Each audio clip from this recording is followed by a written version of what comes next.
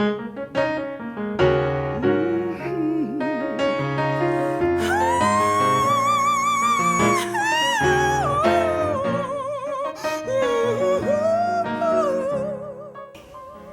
were in Ann Arbor, and of course my husband was recruited to come to Ann Arbor from Washington, D.C. because they needed someone at the community college to teach in the architectural program. He was an architect. He had a practice in 5 states, I believe, plus Washington, D.C. He was also one of the charter instructors at Washington Community College when it opened in the fall of 1966. In 1974, Thanksgiving Day 1974, he brought me out here to look at the house up the road. An old house that was falling down.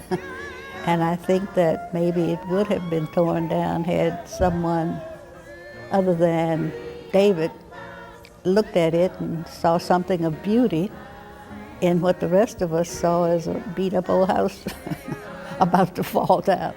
All that was out here then was that house and a couple other farmhouses. Everything across the street was fields. And I'm thinking, why does he want this place? But before he got married, he had another house out in the country in Maryland and had sold that. So I wasn't too surprised because he was a city kid and wanted to be a farm boy, I guess. But it really wasn't as bad as we thought it was. He really restored that house. And we bought the land that was around it. So we had this land sitting here empty, and we had this house sitting here empty. And we used to have picnics out on the lawn before all of these houses came to fruition. We'd have picnics and have fun days out here just roaming around. The kids loved it, and because it was all open space and all they had to do was get out and play. I was in this almost from the start. David came up with this idea that he wanted to build this building back here. And when I first viewed it, this was just a jungle, and it was very difficult to maneuver.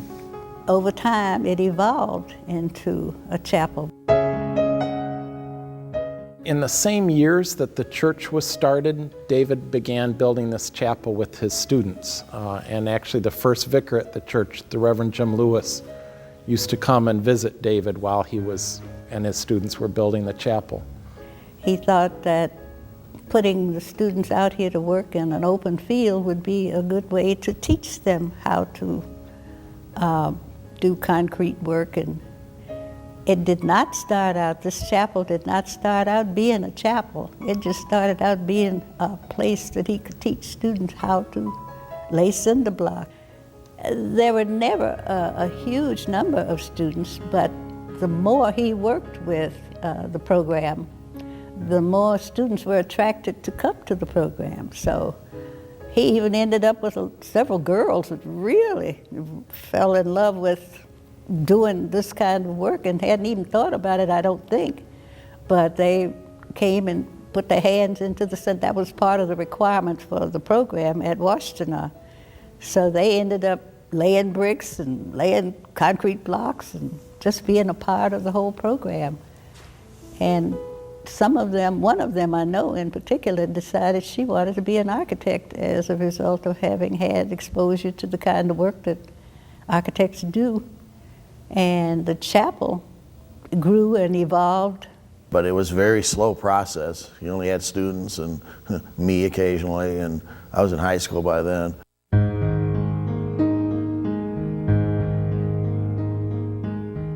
If you look out the front of the building, he put the saying from the Bible using the stones that the builders rejected. And a lot of it was rejected. That's why he used this by other builders, and it's on the front of the building right out here. Well, yeah, there were rejected materials. Stonemasons, bricklayers didn't want to use some of the bricks because they weren't perfect, and some of the wood was not straight, because they're 8 and 10 foot beams, and so he just cut them down to size and used what he could. So he kept the cost rather low. That's why it took a while. I mean, he'd build for a while and run out of materials and wait for some more to come up. Every stone in this wall, in these walls, has some imperfection. If you look at them closely, you can find they're either different color, they're cracked, or they're just any kind of imperfection that builders would reject. David found a use for them. David made these windows all in his basement. I used to help him with some of the effect. He was such a perfectionist that he didn't want too much help. I know he was very careful when the windows came. He had them in a particular place where they wouldn't get crushed or anything until he was ready to put them in. The rest of it was kind of fundraising, kind of out of pocket, kind of volunteer contributions. But mostly it was David. He worked at the community college to put up the chapel over here.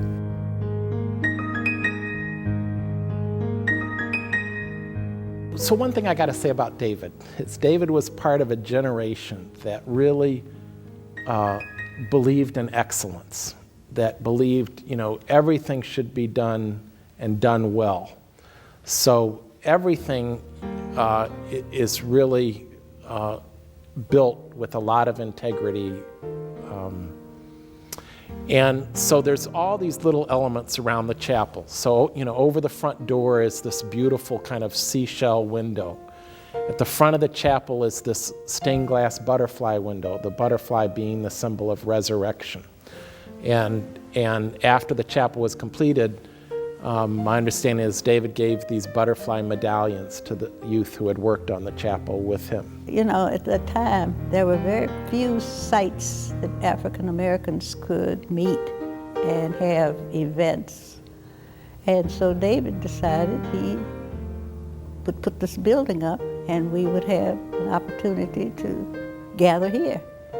And it really was a fact that there weren't many places you could rent. People of color just didn't have access to those facilities in the community.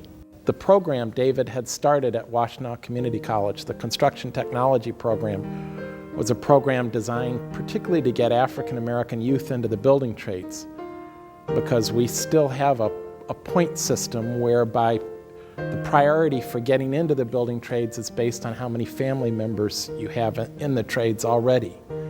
So it was difficult given the history of discrimination in Michigan, for African American youth to get into the building trades. So this program helped facilitate that. But soon thereafter, the barriers fell down and we were no longer restricted as to which facilities we could use. And it's hard now to remember that that really was a part of this community, that we could only go to certain places and have access to facilities. When I first came here, that wasn't the case. So now people have to be reminded that it's not always as it was. The chapel is a kind of vision that out of the people and materials society has rejected, the new creation can happen. And that new creation, I think, is most beautifully expressed in these free at last windows. Free at last, thank God I'm free at last. Free at last. Free at last. That was his passionate statement at saying, free at last. So it's this figure that is both male and female and is dancing in jubilation. The effort that went into making them the 4 times of the day. You can see the sunrise, you can see noontide, you can see eventide, and you can see nighttime if you follow the windows around. All of that became a part of his plan. And then beneath the windows is, my understanding, is the star of culture that helps to guide people towards freedom. To David, free at last meant that he could preserve his integrity, but also he could express it, because he was not very social. He didn't really like crowds or anything like that. He really wanted to be a single figure who did a lot of good, and I think he did in his own way. Hallelujah is risen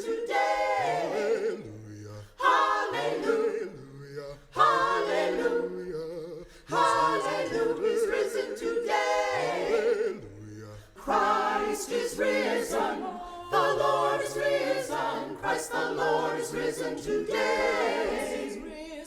Christ is risen. The Lord is risen. Christ the